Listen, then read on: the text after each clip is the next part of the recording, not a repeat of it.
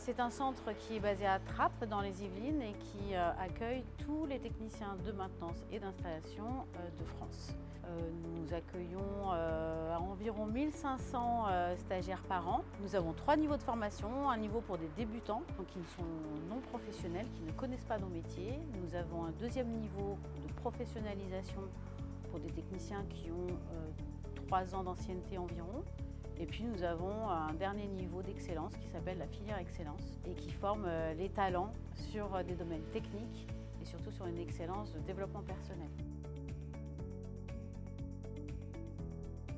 Alors, au sein du centre, nous avons beaucoup d'équipements. En effet, nous avons plus de 80 zones de travail. Nous avons une quinzaine d'ascenseurs, multimarques, pas uniquement les ascenseurs connus, nous avons aussi des ascenseurs de marques étrangères.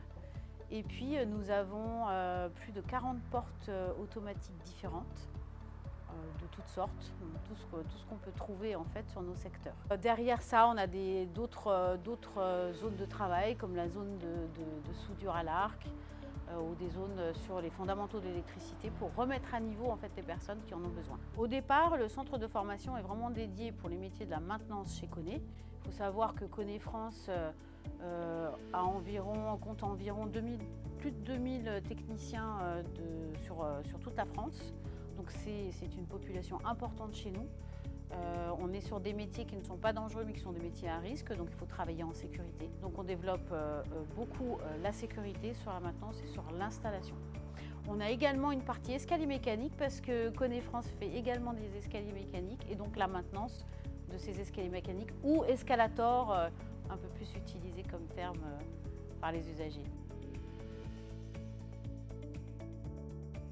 Le métier de technicien de maintenance, quelle que soit l'activité, que ce soit des ascenseurs, bien entendu je ne parle pas des portes automatiques, escaliers, mais même dans d'autres domaines d'activité, c'est un métier en tension. Donc nous avons du mal à recruter, enfin nous recrutons, nous avons peut-être du mal à retenir et donc nous réfléchissons à trouver des solutions pour être plus attractifs. Notamment au sein du centre de formation, nous travaillons aussi sur de la réalité virtuelle.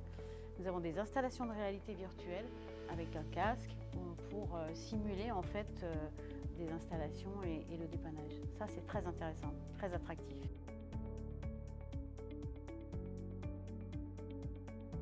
Nous aimerions avoir beaucoup plus de femmes aujourd'hui représentantes du métier de technicien de maintenance.